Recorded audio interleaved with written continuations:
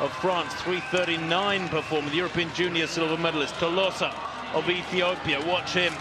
Tolosa has run just 3:46, but I suspect worth a lot quicker. Anthony Kiptu, third in the Kenyan trials, 3:35 performer, the African junior champion. Gwadi of Ethiopia as well is there. Josh Kerr of Great Britain. Well, his coach Joe Franklin, he's also been helped by Dave Campbell and Mark Pollard in times gone by. Ran a recent personal best of 3:41 at the NCAA championships at the in the USA in Eugene. Ingebrigtsen, the younger brother of the astonishing middle distance family from Norway. He is a huge talent, but will he have the legs run off him here? Remember, his older brother, I should say, taking the European title last week in Amsterdam.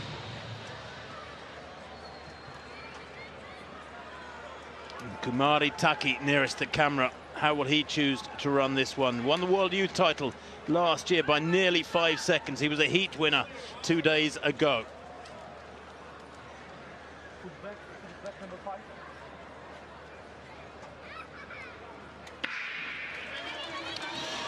Away they go. The world record 3:28.81 by Ronald Kwemoy. That was in Monaco 2 years ago. Kwemoy indeed winning in Monaco just a few days ago. The Diamond League race there. That's a tightly bunched pack and a lot of pushing and shoving. That's really physical. It's so slow, and the Spaniard Torrents has gone to the front but hasn't really accelerated. He's running right on the outside of lane one. They want somebody else to come through. The Briton, Josh Kerr, on the inside, refusing to accept the invitation. Sneber down the outside there, the Moroccan staying well back, and this is a typical championship race, Martin. Really awkward, so much jostling for position and contact there. Middle distance running in this sort of situation is very much a contact sport. About 49.5 seconds at 300. Yes, I know you mentioned it, but wouldn't it be a story if young Jakob Ingebrigtsen actually won this title, when you consider how the younger or the middle brother upstaged the more experienced elder brother in Amsterdam when Philip beat Henrik in that 1500 meters. It would be quite a thing if the 15-year-old, apparently unknown youngest brother of the lot of them, actually upstaged the other two here by springing what would be a major surprise. But it's quite a story. We've got a 15-year-old in a World Championship final, let alone when it comes from such a family.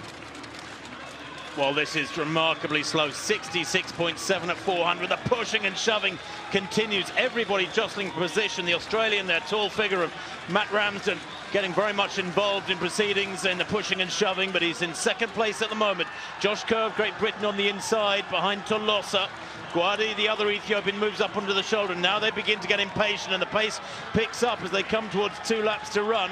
It's Gwadi from Ramsden. Taki, the world youth champion, goes through there. 1:56 on the clock at 800 to go, 2 laps to go. I've seldom ever seen so much movement and jostling over the first couple of laps of 1500 meters. If you're going to expend that much energy, you might as well get out and start running more strongly. 800 meters there, 2:12.99, another 66-second lap. Well, maybe we're going to get the move now from the Frenchman coming down the outside, but everybody's almost just trying to get off the curb, aren't they? Stepping one step to the right to avoid getting caught behind bodies and getting caught behind somebody. But the pace is now being tightened up just a little bit, and at some point here, somebody's really going to kick for the front.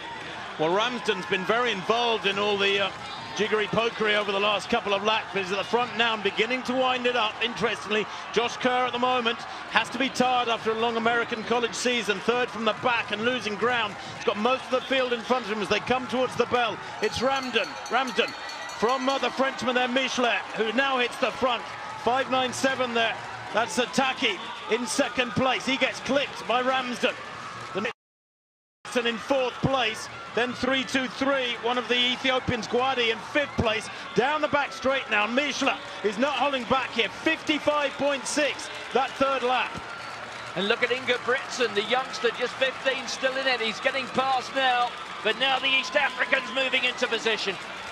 It's Taki who leads, the world youth champion, with his teammate Kiptu looking smooth on his shoulder. Michelet's run a good race there, the Frenchman in third place.